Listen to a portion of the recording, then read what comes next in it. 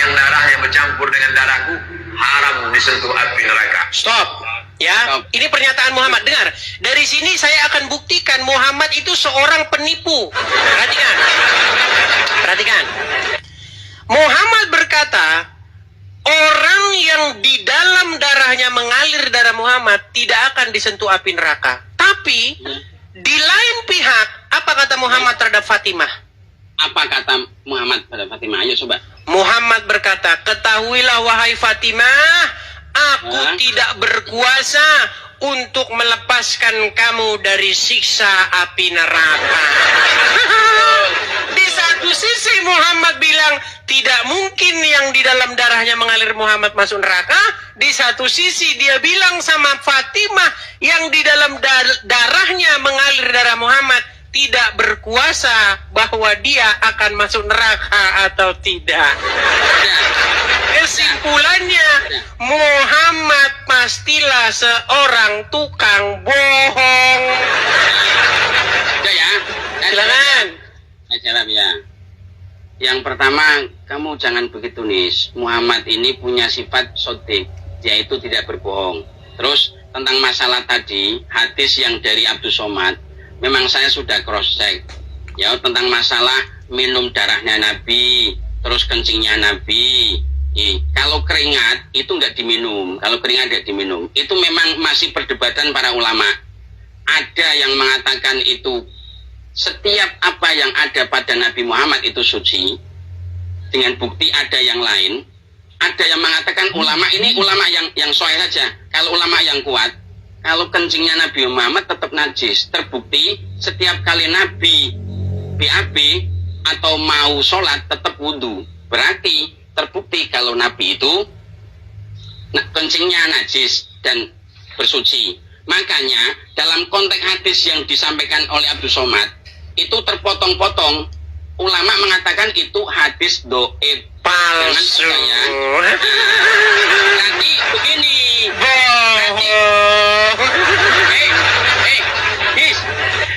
Kasih dong saya waktu untuk bicara. Ya, silakan.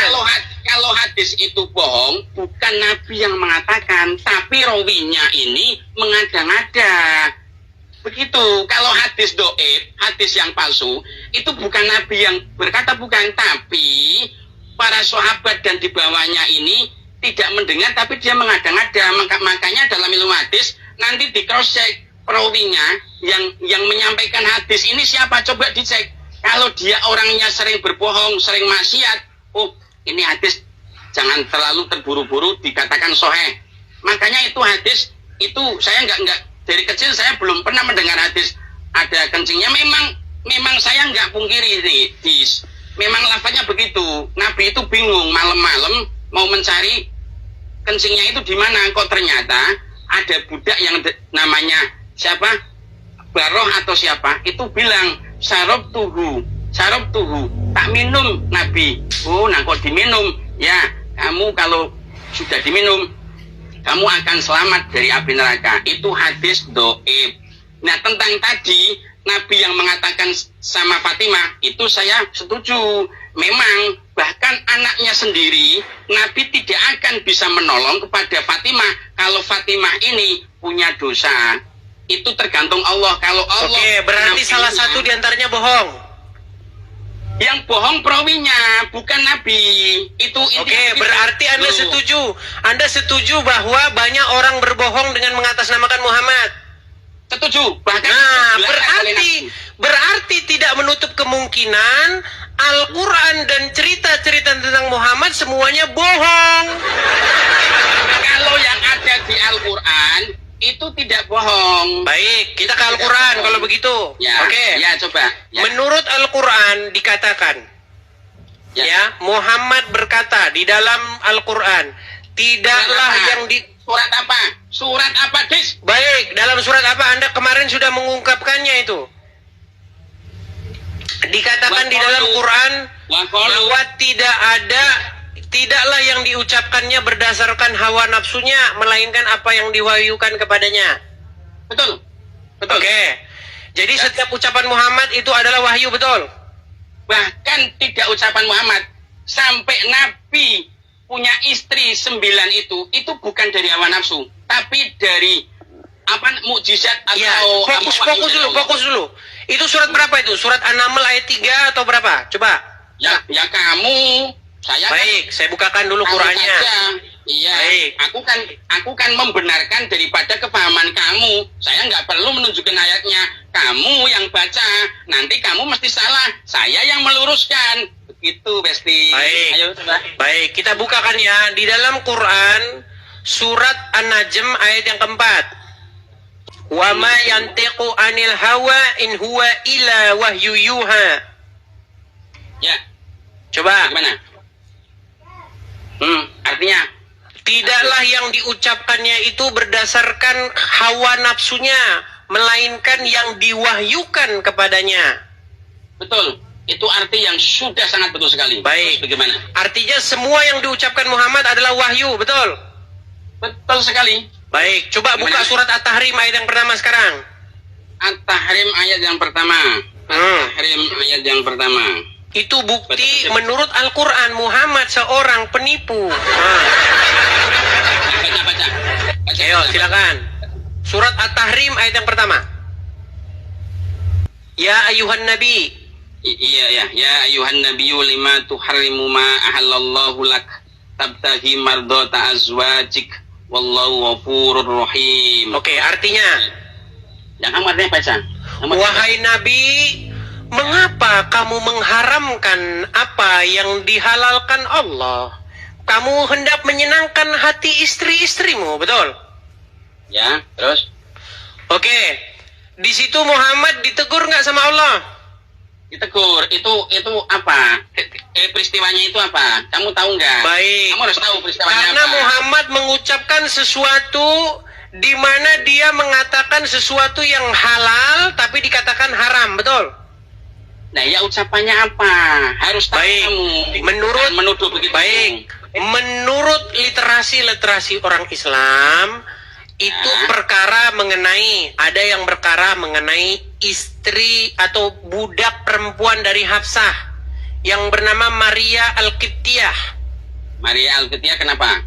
Maria Al-Qibtiyah pada waktu itu disetubuhi oleh Muhammad di ranjangnya Hafsah. Lalu Hafsah marah kepada Muhammad, "Ya Rasulullah, betapa engkau tega melakukan ini kepadaku.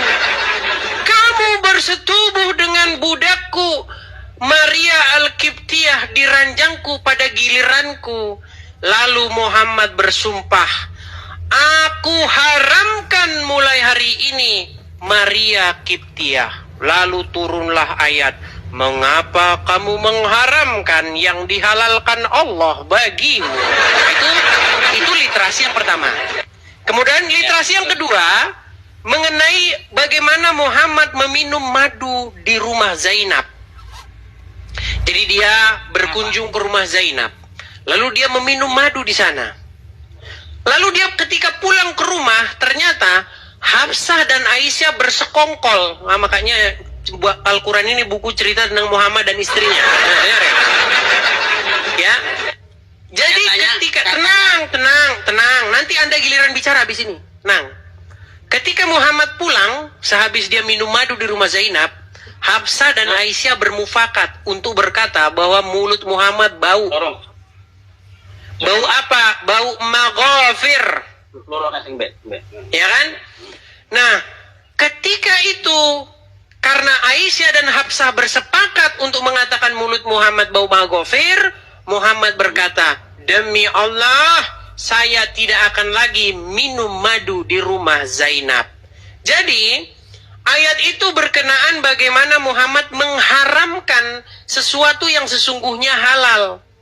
Padahal di dalam surat An-Najm ayat 3 dan 4 tadi, tidaklah yang diucapkannya itu berdasarkan hawa nafsunya, melainkan berdasarkan yang diwahyukan kepadanya. Bagaimana mungkin Allah menegur Muhammad atas apa yang keluar dari mulutnya? Bukankah yang keluar dari mulutnya adalah wahyu? Maka kesimpulannya adalah salah satu di antaranya haruslah pembohong Apakah Al-Quran yang pembohong atau Muhammad yang pembohong? Coba.